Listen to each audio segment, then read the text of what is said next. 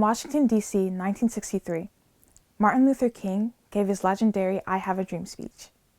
He exposed the ugly reality of racial injustice in America towards African Americans and spoke his dream of seeing a divided America standing united. This inspiring message not only echoed across the nation, but reverberated across time. 35 years later, in the same historic city, I was born. Today, we still come back to his message to admire how far we've come and for guidance on how to continue the fight for equality for all Americans. As a child of Congolese immigrant parents, I grew up surrounded by African and Black American culture. I grew up on fufu, fumbwa, and makayabu, but I also knew the DC, Maryland, Virginian slang like it was my second language. I later moved to Maryland, where I met kids from all over: Cameroon, Ethiopia, Mexico, Vietnam. I didn't have to leave my city to see the world. In fact, the only people I remember not seeing in the city were the white folk. On the rare occasions I did, I'd always wonder with innocent curiosity, why are they here? Where do they come from? They were sort of a spectacle for me, because the people I encountered at local shops and church halls were often people of color. I was so out of touch with who white people were. The little of what I did know was what I saw in American sitcoms like The Sweet Life of Zack and Cody from Disney Channel. The differences in our qualities of life were blatantly obvious and continued to haunt me for years. How my life seemed always full of hardship and uncertainty when Zack and Cody were always seemingly luxurious adventures and always so carefree. I began to ask why my life was so different from theirs, why my setup was so unfair. It made me angry. Eventually, I understood America is more segregated than we let on, and it is this physical separation that enables interpersonal hostility and distrust among us.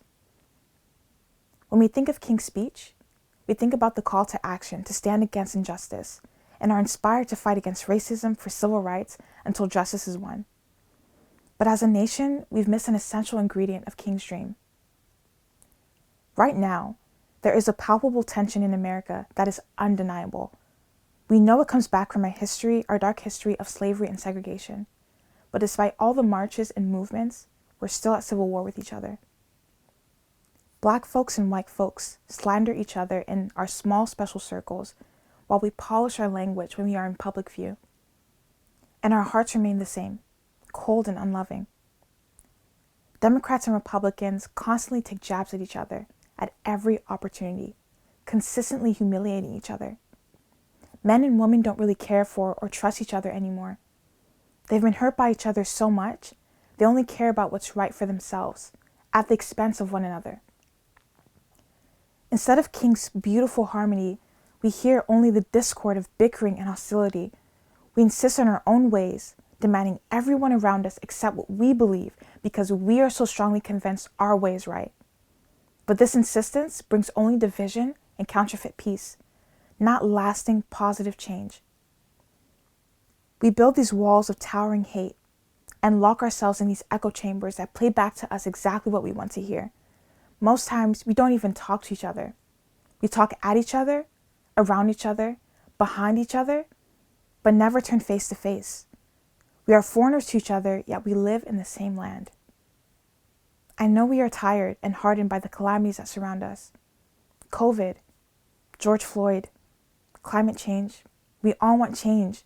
But if we keep making the same mistake of thinking our peace will finally come by force, we're only fooling ourselves. Hate begets hate. Wars create more wars, and violence breeds only more violence. But didn't King say we wouldn't be satisfied until justice rolls down like waters and righteousness like a mighty stream? And yet we're still judging men and women by their physical appearance rather than the contents of their character. We forsake dignity and discipline while allowing distrust to flourish. We consistently hinder the waters of justice and righteousness with our unwillingness to lay down our defensive arms. And you know what happens when we hold those waters back? Death and destruction. You get desolate dry lands like the unthinkable massacres of the 1994 Rwandan genocide, where senseless killings ripped a nation to shreds. At the end of their bloody disaster, nobody won. A Tutsi woman whose family was murdered in the genocide was traumatized, having to hide and escape for her life, particularly from a man who made it his duty to get her. After murdering many others, this man was thrown into prison while she suffered from grief and severe post-traumatic stress, fearing that he would one day return for her. After seeking counseling and support through a local peace club, where she was beginning to heal from her trauma, she met that same man, who was then released from jail in need of help himself. This woman had every right to hate this man from the core of her being. In fact, she almost quit. But get this, he asked for her forgiveness, and she gave it to him. Now when they meet, they embrace each other. They work towards rebuilding what they've lost, together with other survivors and perpetrators from the Gasebo district, by building a savings and loan scheme and contributing to a common fund for emergencies. Together, they work on healing their trauma and creating lasting change. That is the power of forgiveness. That is harmony. And if the Rwandans can overcome such bitter divisions, surely we can too. I know America is capable of the same, because during the Black Lives Matter protest, there was unity in the likes of which I have never seen. Blacks, whites, Latinos, Asians, side by side, marching for one cause. That is why I know we can do it. America, let's break the cycle of hostility before we destroy each other. Real power brings life, not destruction. Real power builds, not destroys. Real power brings unity, not division. It transforms an enemy into a friend, because we can't fight the struggle alone, because our destinies are intertwined. Love creates unity. Forgiveness brings reconciliation, and both create true harmony and bring real change. That is true power. I know it's not that simple. We relive pain and grief every time we see hatred and injustice cause destruction to the people we love, to people who look like us. Accountability is crucial. But if we are ever to heal our country, King tells us, darkness cannot drive out darkness, nor can hate drive out hate. It's only through love. In all honesty, I'm still trying to learn this too, but this is the message I know America needs to take home. Love is patient. Love is kind. It isn't rude. It doesn't think about itself. It does not insist on its own way. It is not irritable or resentful. It does not rejoice at wrongdoing, but rejoices with the truth.